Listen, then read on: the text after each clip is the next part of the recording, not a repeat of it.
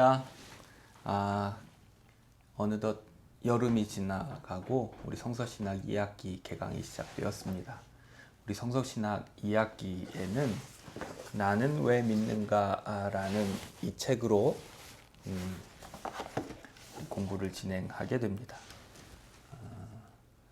나는 왜 믿는가라는 제목은 우리 스스로도 이 저자가 왜 믿는가에 대해서 들으면서 나 스스로도 내가 왜 믿는가에 대해서 생각해 보도록 초대해 줍니다.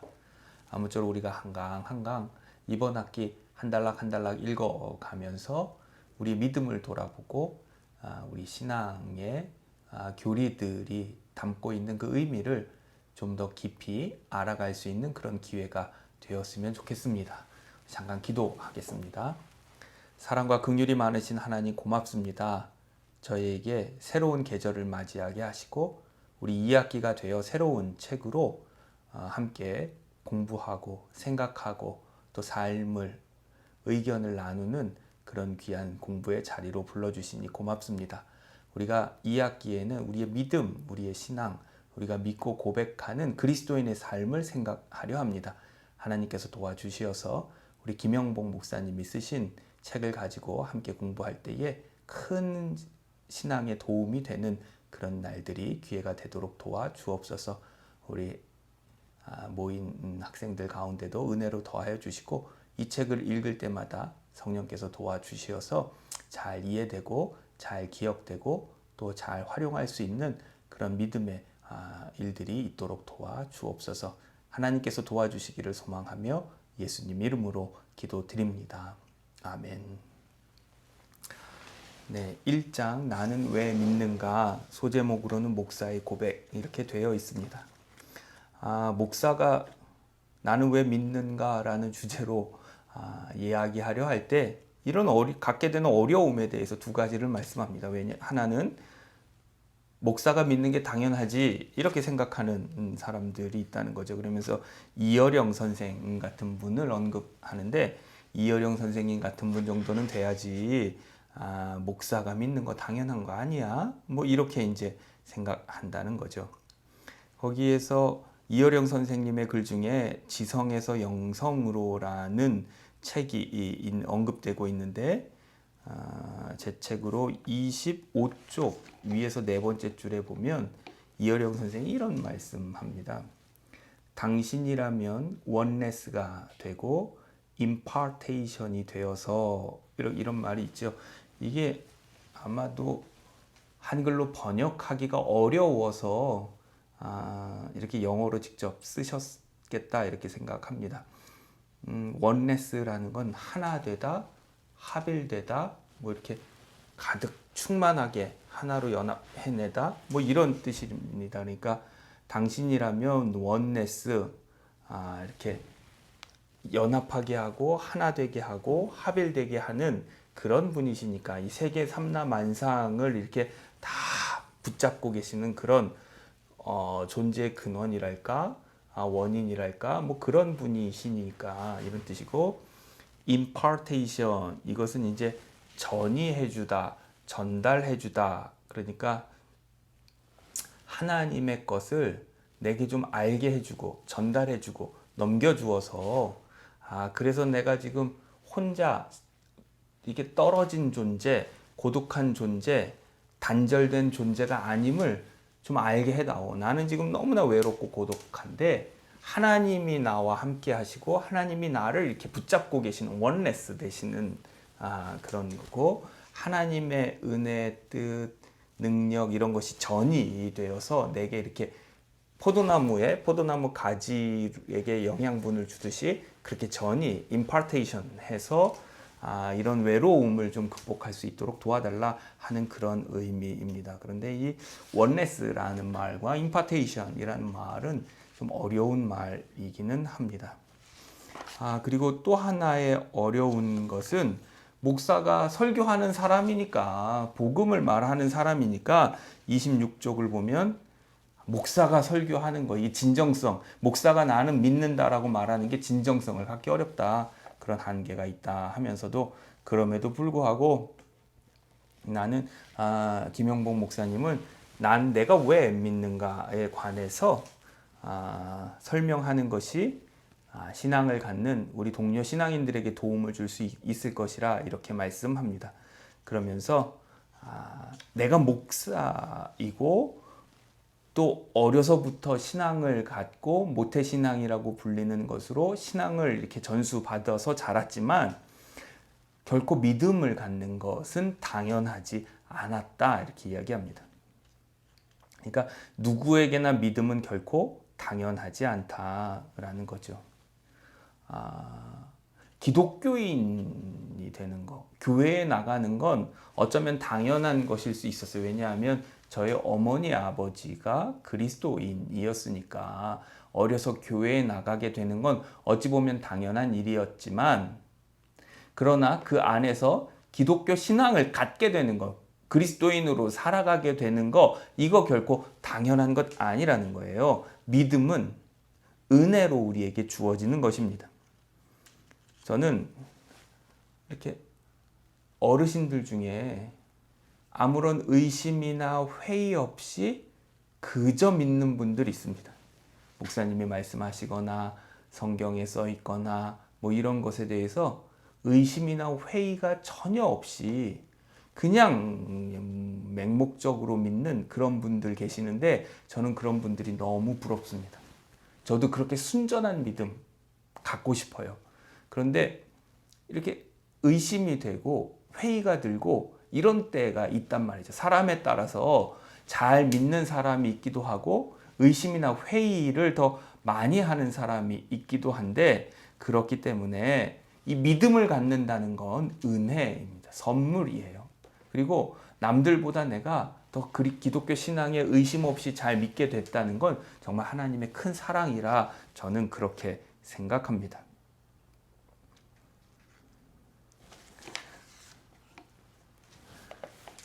김영복 목사님은 28쪽 중간에 있듯이 오늘 목사로서 살아가기까지 수없이 질문하고 방황하고 회의하고 또는 불신하는 여정을 겪어왔다.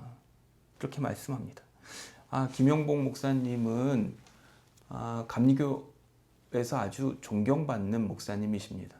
한때 한국 신학교에서 협성신학대학에서 학생들을 가르치기도 하신 아주 훌륭한 신학자이시기도 하신데요.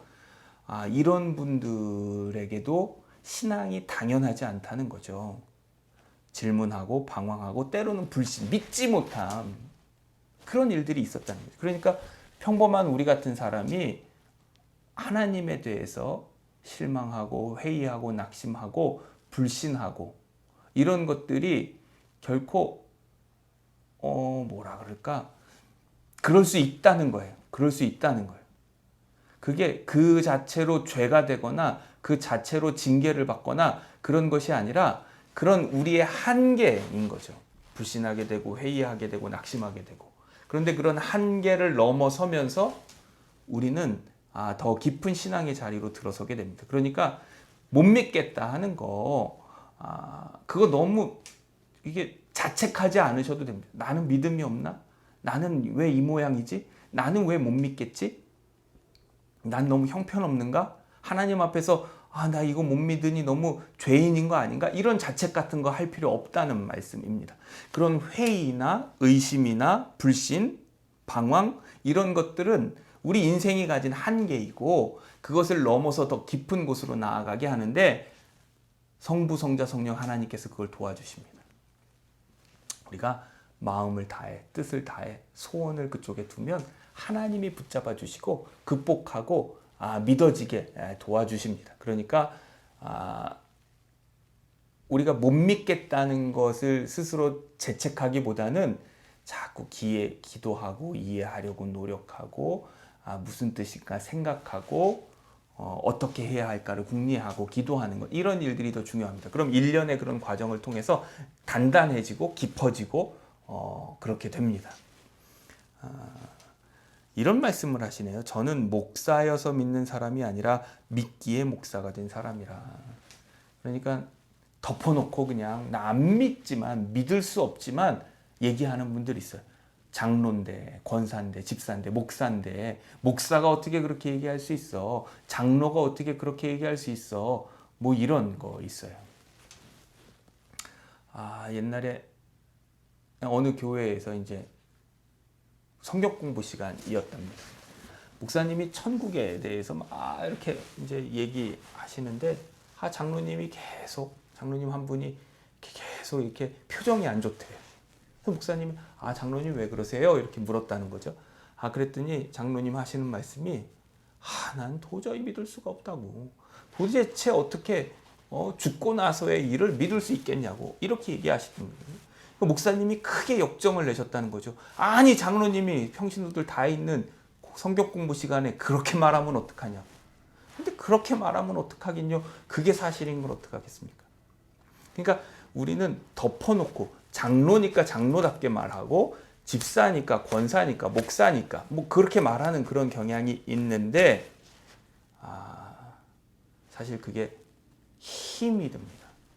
그러니까 나는 믿지 않고 설교하면 뭐 겉으로는 큰 차이가 없는 것 같지만 스스로 회의가 될 뿐 아니라 듣는 사람들도 이게 확신을 갖지 못해요. 그런데 이게 확신을 가지고 전하는 사람에게는 그 힘이 있습니다. 파워가 있어요. 홈쇼핑에서 물건 파는 사람들 보면 어떤 사람들은 사고 싶지 않는 그런 이제 경우가 있지만 나한테 꼭 필요하지 않는데도 저거 사고 싶다 하는 마음이 드는 경우는 정말 그 물건을 파는 사람이 확신을 가지고 이게 얼마나 좋은 것인지를 스스로 체험을 통해서 확신을 가지고 설명할 때 저 물건 진짜 좋은가 보다 사고 싶다 이렇게 되는 거거든요. 우리 신앙도 그렇습니다. 그렇기 때문에 우리 신앙인으로서의 힘과 능력은 믿음과 경험과 확신, 내가 믿는 바 그것을 하나님의 은혜의 말씀을 따라 행했더니 하나님을 경험하게 되고 그 경험은 점차 강화되어서 확신할 수 있게 되는 그런 데까지 나아가야 할 것입니다.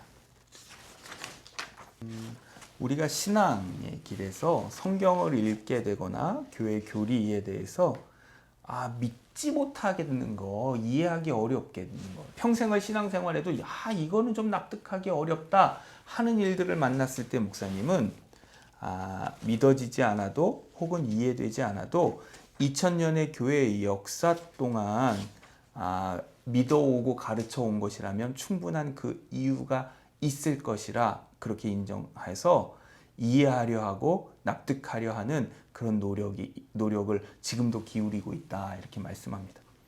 에베소서 4장 13절은 내가 하나님의 아들을 믿는 것과 아는 일에 하나가 되어 온전함에 이른다 이렇게 말씀합니다. 그러니까 우리가 믿는 일과 아는 일이 하나가 돼야 돼요. 믿는 것만으로도 아니고 아는 것만으로도 아니고 지식적으로 성경에 대한 지식이 그 사람의 신앙과 능력을 자라게 하는 건 아니고 성경은 그냥 덮어놓고 맹목적으로 믿는 것이 믿음 좋은 게 아니고 믿는 것과 아는 일, 내가 뭘 믿는지 이해할 수 있고 설명할 수 있고 또 이해하지 못하고 설명하지 못하겠는 것은 믿음으로 하나님께 구할 때 하나님이 알려주시고 이것이 믿는 일과 아는 일의 하나가 돼요. 뭘 믿는 일과 아는 일이 하나가 되느냐? 우리의 구원자 되신 예수 그리스도 하나님의 아들을 믿는 것과 아는 일에 하나가 돼요 라고 했어요. 그러니까 우리 구주 예수 그리스도 참 사람이시고 참 하나님이신 예수 그리스도를 우리가 믿는 일과 아는 일에 하나가 되어서 예수님을 닮아가는 신앙의 성숙 속에 우리도 온전함에 이르게 된다는 거죠.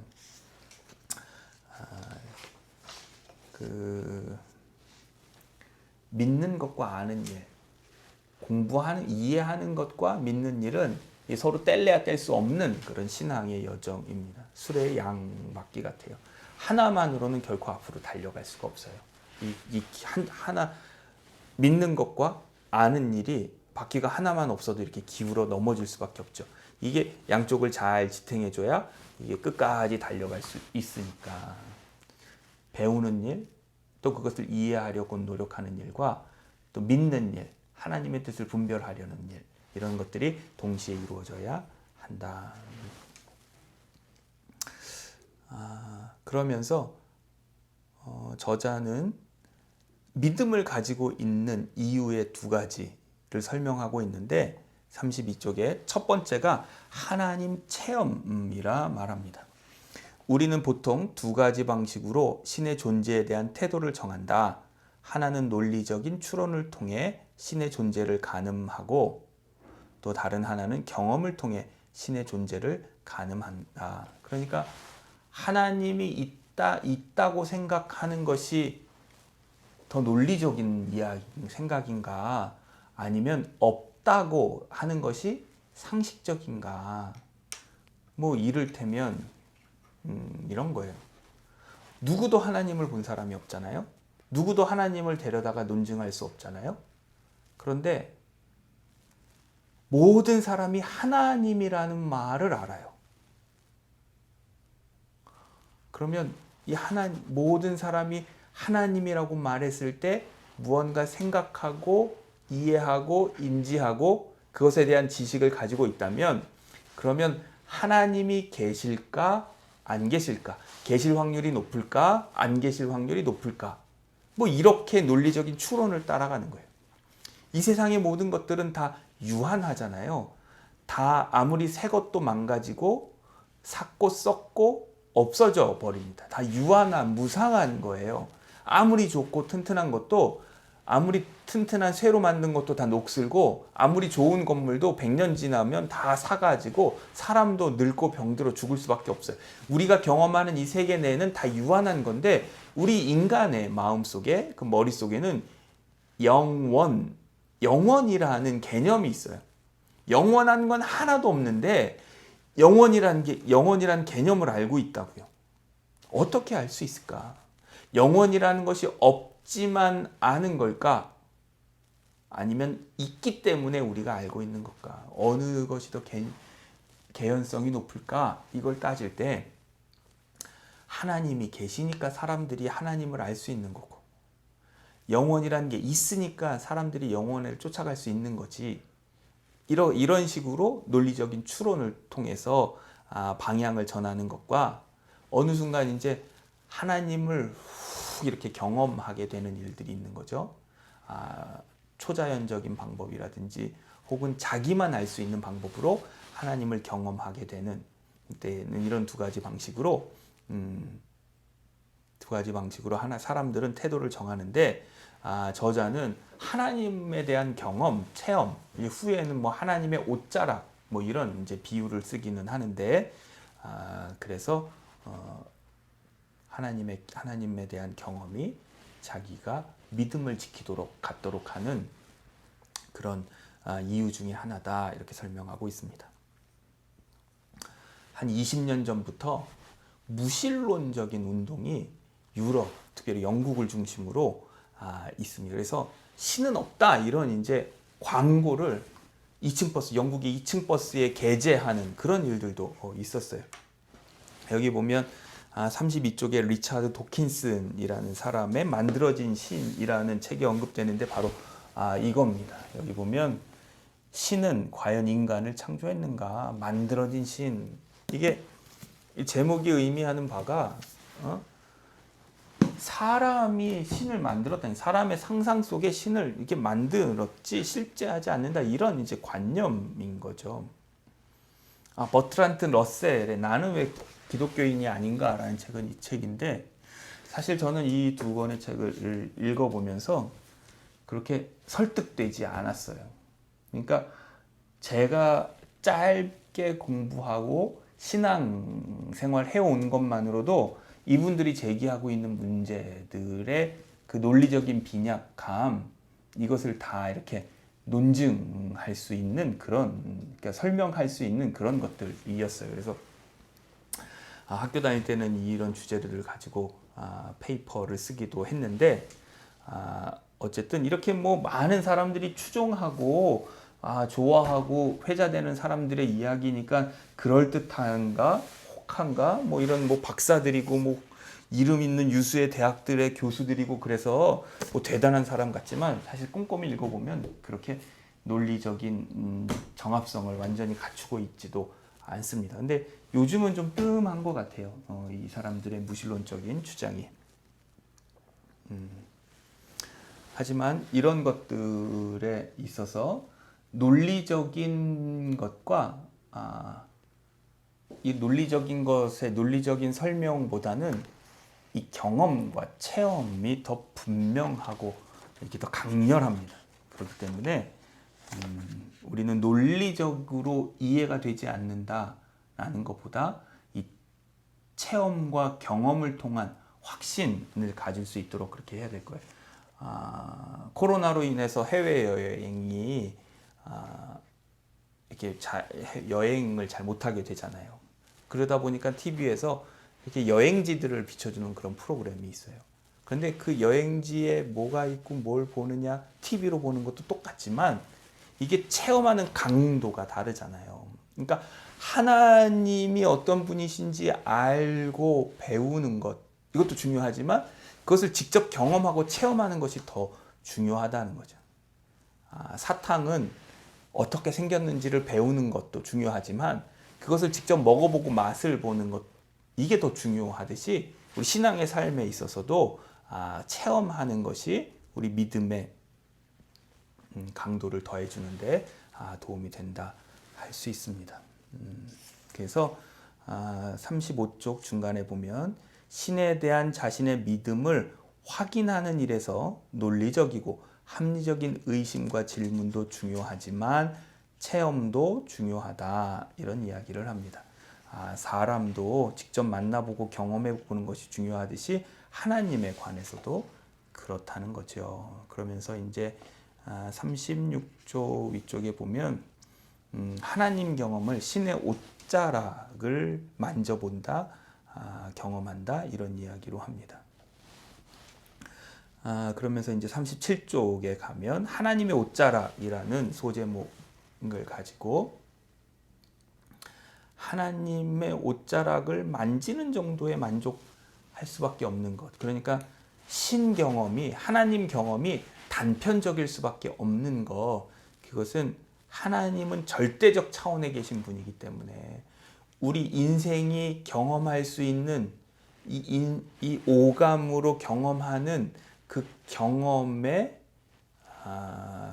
한계를 넘어서기 때문에, 그러니까 어떤 전기줄이 어느 정도 그 통용될 수 있는 전류만 흘려야지 그 감당할 수 없는 큰 전기가 이게 용량 작은 것에, 작은 전자제품에 들어가면 이게 폭발하듯이 우리 인생이 경험할 수 있는 한계, 만지고 느끼고 경험할 수 있는 인생의 경험이, 사람의 경험이 한계가 있는데 이 한계에 넘어서는 하나님을 경험하게 되면 이게 폭파하게 돼서 이게 죽을 수밖에 없는 그런 상황이 된다는 거죠. 그렇기 때문에 우리 인생의 하나님 경험은 단편적일 수밖에 없다는 거죠. 내가 경험할 수 있는, 내가 알 수 있는 한계밖에 없다는 거예요. 똑같은 사탕을 각 사람에게 먹여도 이게 표현이 다른 것은 그 사람의 표현력이 가진 한계가 있는 거죠. 하나님을 경험해도 그 사람의 경험할 수 있는 것과 표현할 수 있는 한계에 따라서 각각 다르기 때문에, 그렇기 때문에 우리 인생의 하나님 이해는 단편적일 수밖에 없다. 그게 직접 만나서 대면한 것이라 할 수 없고 옷자락에 스친 정도의 아주 미약한 것이기 때문에 옷자락이라는 이런 비유를 쓰고 있습니다.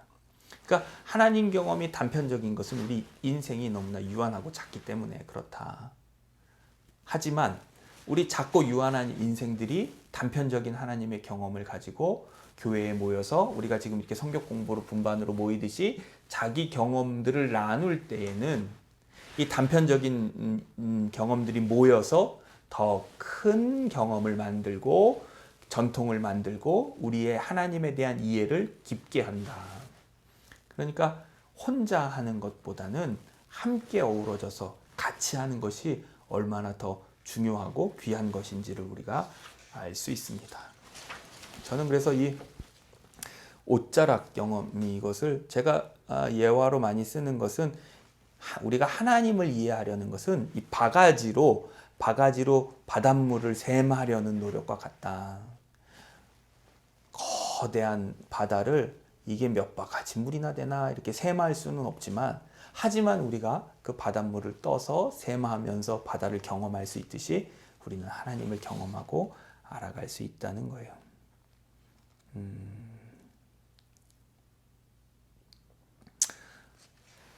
38쪽을 보면 두 가지 방식으로 하나님 경험, 하나님의 옷자락을 만지게 되는데, 하나는 사건을 통해서고 하나는 변화를 통해서다, 이런 얘기합니다.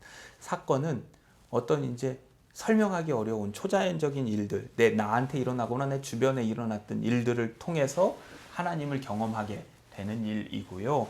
하나는 이제 잔잔하지만 겉으로는 어떤 이렇게 뭐 특별한 계기가 없을 수 있지만 어느 순간 이렇게 급격하게 마음속에 감동이 되거나 은혜가 되거나 혹은 깨달아지거나 이런 것들을 통해서 하나님을 경험하게 된다. 하나는 사건과 변화이다.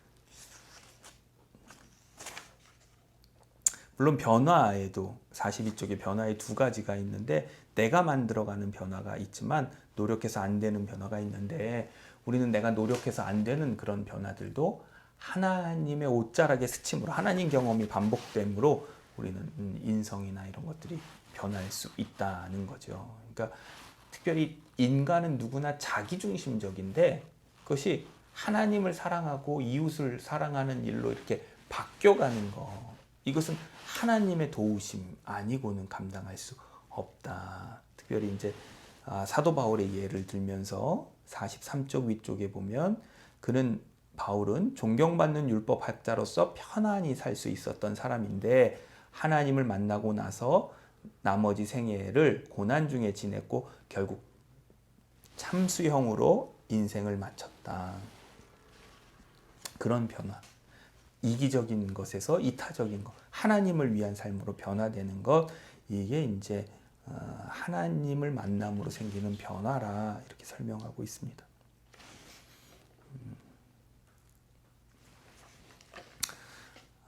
44쪽 위에서 두 번째 단락 첫 줄에 보면, 이 변화에 대해서 저와 함께 살아온 제 아내가 증인이라, 이런 말씀을 하시네요. 그러니까 가까운 사람들이 이해하고 납득하지 못하면 그게 진실된 변화일 수 없다는 거죠. 그러니까 나의 아들에게는 참 나쁜 아버지가 교회에서 좋은 신앙인일 수 없다는 거예요. 그러니까 좋은 신앙인은 좋은 아버지이고 또 좋은 아빠이고 또 좋은 남편이고 좋은 아내이고 뭐 좋은 자식이고 좋은 부모이고 뭐 이렇다는 거죠. 그러니까 나와 가까운 이들이 나로 인해 행복한가, 나의 변화로 인해 즐거운가, 이것이 내가 바른 신앙의 길로 가고 있는가를 판단해 볼 수 있는 또 그런 것이 기준이 된다 할 수 있습니다.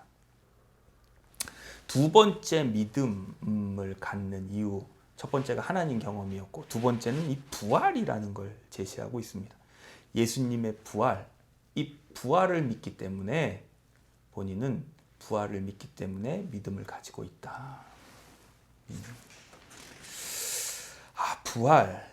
예수님이 부활, 47쪽 중간에 보면 십자가에 달려 죽었던 예수님이 사흘 만에 부활하셨다. 이것이 기독교 신앙의 출발점이라 이렇게 말씀합니다. 그러니까 예수 그리스도의 부활, 그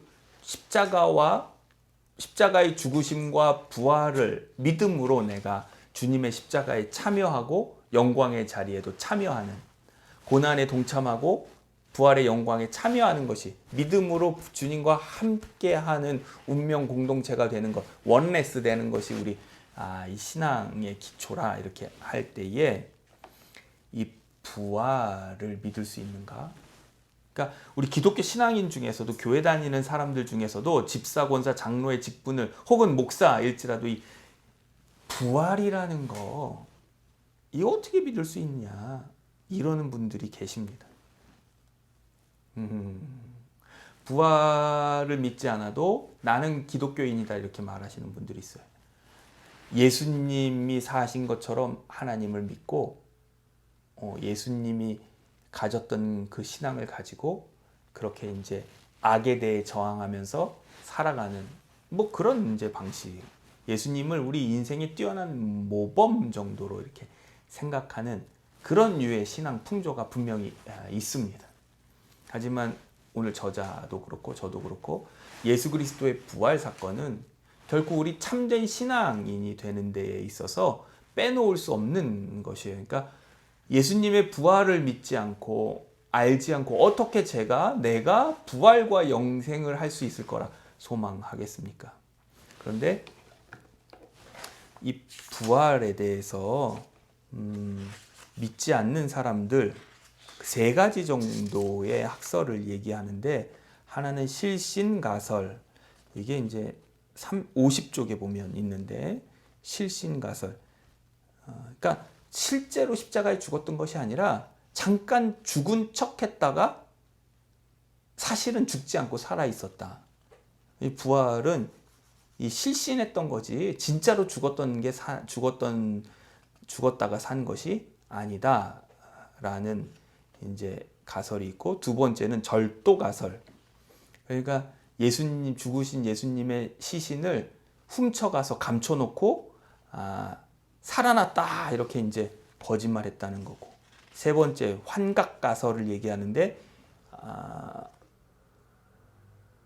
동시에 같은 환각적인 경험 때문에 그렇게 됐다는 거예요. 하지만 이 어떤 것도 제자들의 변화를 설명하기에는 부족하다, 이런 이야기를 저자가 합니다. 49쪽에 보면 예수님의 죽음 이후에 초대교회 역사 속에서 가장 설명하기 어려운 것이 제자들의 돌변입니다. 예수님이 성전 경비병들에게 체포되었을 때 예수님의 12제자들은 모두 뿔뿔이 흩어졌습니다. 그 다음 단락에 그런 그들이 2달도 안 되어 돌변합니다. 죽음이 두려워 스스로 홀로 처형당하도록 내버려 두고 도망갔던 그들이 50여일 만에 스스로 가뒀던 다락방에서 뛰쳐나와 십자가로 달려 죽었던 예수님이 사흘 만에 부활했다고 선전하고 전도하게 됩니다.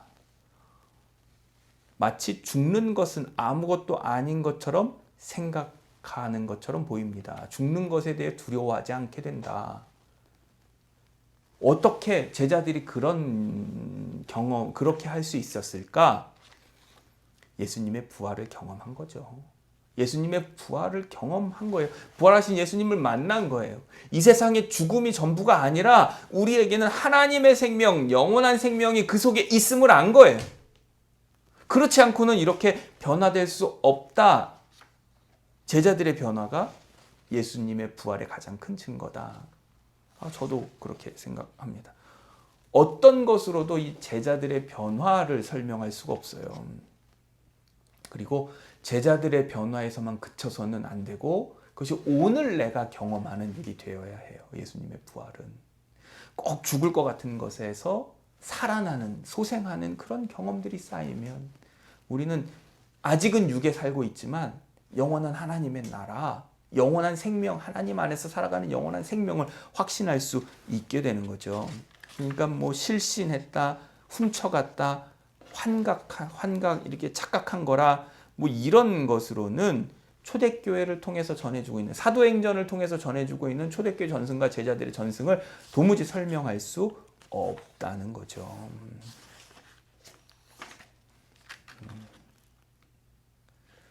그러면 우리가 이제 정직하게 진짜 신앙인이 되기 위해서는 55쪽 맨 밑에 단락에 보면 이 부활 앞에서 정직해야 한다, 이런 이야기를 합니다.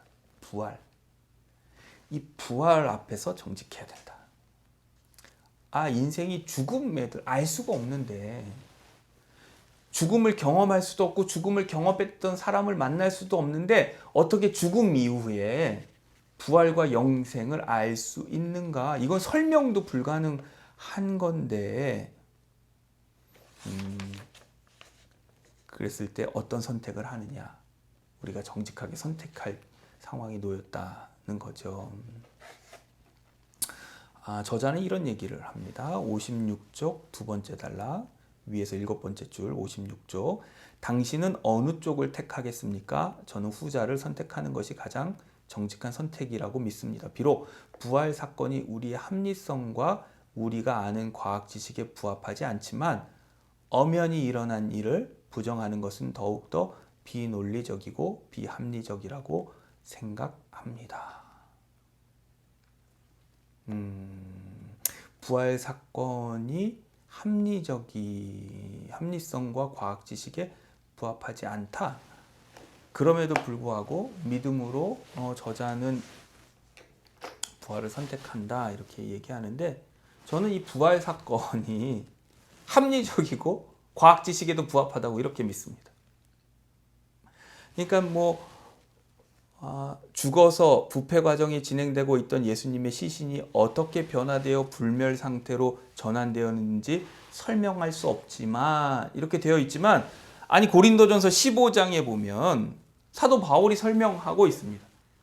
씨앗이 땅에 떨어져 그 씨앗의 형체는 다 썩어 없어지지만 그것이 다시 땅을 뚫고 줄기로 자라 잎을 맺고 열매로 맺어 그 씨앗을 다시 맺는 것처럼 우리의 부활도 그렇다는 거예요. 씨앗이 땅에 심기워져서 그 씨앗은 흔적도 없이 하고 똑같아지는데 거기서 생명이 자란다는 거예요. 줄기가 자라는 거예요. 그 줄기가 자라는 건 어떻게 자라느냐? 그 씨앗 안에 생명이 있기 때문이거든요.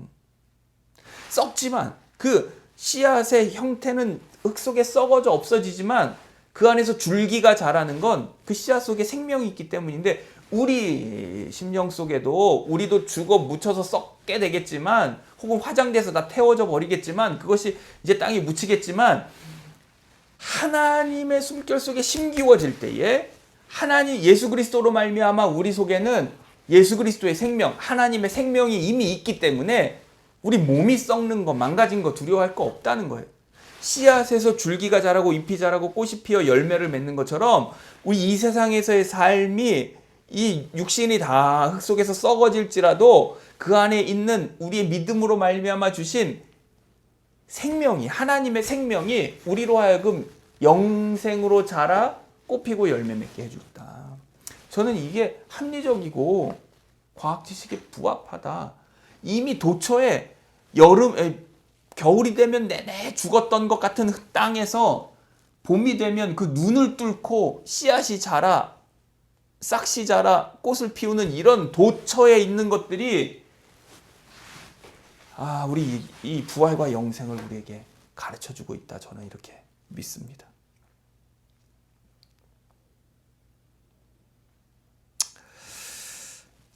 오 57쪽에 가면 대속의 교리에 관한 거.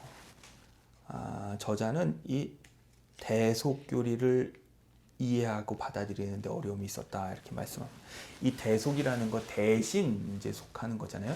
이스라엘의 제사는 사람이 죄진 거를 짐승으로 제물에다가 이렇게 짐승의 피를 흘림으로 이 제값을 제물이 치르도록 이렇게 대속시켰던 그런 것인데, 예수 그리스도께서 십자가를 지심으로 우리 인생의 죄짐을 다 그리스도께서 지시고 우리는 예수님을 믿음으로 예수님의 의를 전이 받아서 나도 예수님의 뒤를 따라 예수님을 믿음으로 의롭게 되었다 하는 것이 이제 이 대속교리인데, 어떻게 이름도 모르고 2000년 전, 그것도 저 멀리 이스라엘 사람이, 유대 사람 하나가 십자가에 달려 죽었던 것이 나의 죄를 대속하는 것이 될 수 있느냐, 이래서 믿을 수 없는 그런 일이었다 이렇게 생각하시고 어려웠다 하는데, 이 대속에는 또 다른 의미가 있습니다.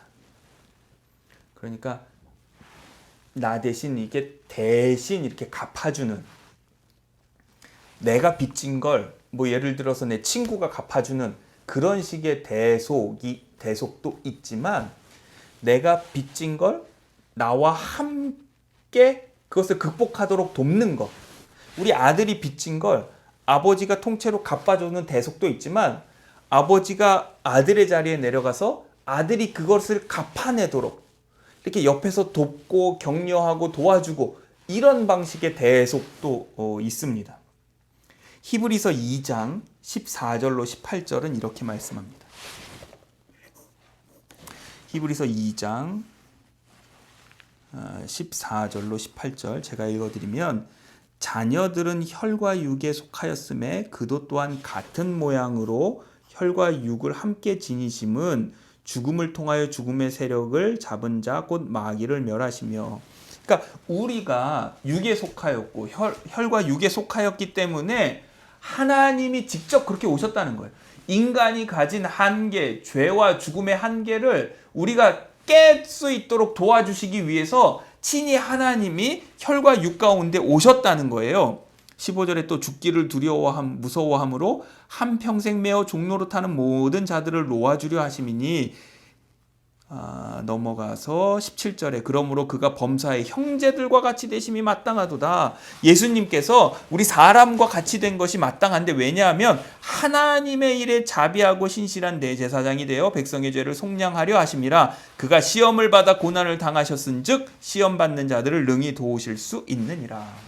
그러니까 예수님의 십자가가 우리의 죄를 그냥 한 번에 이렇게 다 대속하는 그런 게 될 수도 있지만, 동시에 예수님이 사람의 몸을 입고 오심으로 온전한 그리스도인의 삶을 살아내심으로 내가 예수님을 믿음으로 나도 그렇게 온전한 그리스도인으로 살아나 내 스스로 이렇게 죄를 극복하고 죽음을 극복하고 영생을 향해 온전한 그리스도인의 온전함을 향해 나아가는 이런 방식의 대속이 동시에 있는 거예요.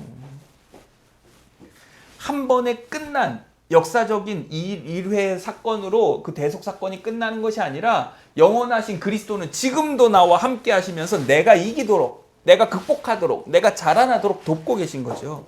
그러니까 대속의 방식을 반드시 옛날에 소나 양이나 염소를 잡던 그런 것처럼 예수님이 십자가에 달려서 한 번에 해소했다, 이런 방식으로만 생각할 필요는 없습니다. 그리스도는 여전히 우리와 함께 하시면서 나로 하여금 온전함에 이르도록, 온전의 구원에 이르도록 칭의와 성화, 온전한 의와 온전한 성화의 구원의 온전함에 이르도록 돕고 계신다. 하나님이 사람이 되신 건 사람인 우리로 온전함에 이르도록 하시기 위함이다. 대속의 교리를 이렇게 이게 양쪽으로 균형 있게 이해하실 필요가 있습니다. 그래서 교재는 58쪽 대속의 교리는 이렇게 마음으로 경험해야 하는 것이라는 거죠. 그러고 이제 마지막에 지옥에 대해서 이제 언급하는데, 제가 지난주 설교 말씀에서도 드렸듯이 이 천국과 지옥, 이것을 반드시 어떤 시간이나 공간의 개념으로 생각할 필요는 없습니다. 그러니까 천국과 지옥이 반드시 내가 죽고 나서 가는 어떤 곳이라고 상정할 필요가 없어요. 물론 그것도 포함하는 이야기지만 그것보다는 시공간적인 개념보다는 관계가 더 중요합니다. 하나님과의 온전한 소통과 관계는 천국이고 하나님과의 단절은 지옥입니다.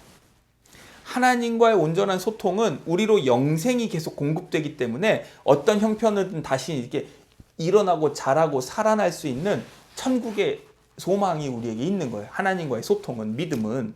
그러나 불신과 단절은 하나님께로부터 오는 어떤 은혜와 구원과 기쁨도 다 단절된 거예요. 내가 돌아섬으로 그게 내게 효과를 잊지 못해요.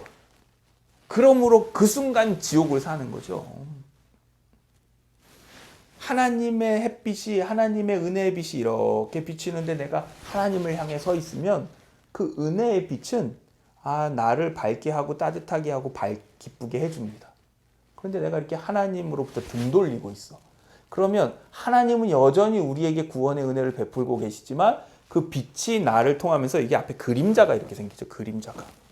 그러면 나는 그림자를 보고 살아가는 거예요. 하나님과의 단절이 곧 어두운 그림자를 살아가긴.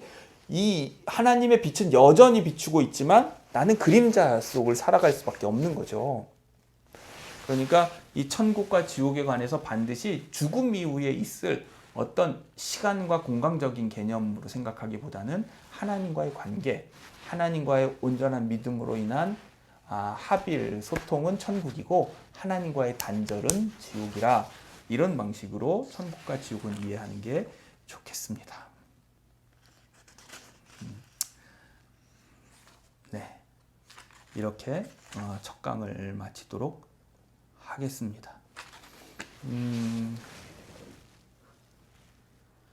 한 장씩 읽어가면서 이렇게 어떤 주제랄까 이것과 직접 연결되지 않아도 신앙의 궁금증 같은 것이 있으면 이 토론을 이끌어 가시는 목사님이나 전도사님께 말씀해 주시기 바랍니다. 그러면 저한테 전달해 주시면 그 다음 영상을 준비할 때 그 주제나 질문에 대한 저의 생각을 말씀드리는 그런 시간을 갖도록 하겠습니다. 궁금한 거, 믿지 못하겠는 거, 이해하지 못하겠는 걸 묻는 거는 결코 부끄러운 것이 아닙니다. 덮어놓고 믿는 거, 믿지 못하면서도 믿는 척 하는 거, 아니면서도 그런 척 하는 거, 이게 더 이제 부끄러운 것이니까 아무쪼록 한 학기 수업을 통해 더욱더 신앙의 깊은 자리로 나아가는 저와 여러분 되었으면 좋겠습니다. 한 주간 잘 지내시고 다음 주에 또 뵙겠습니다. 고맙습니다.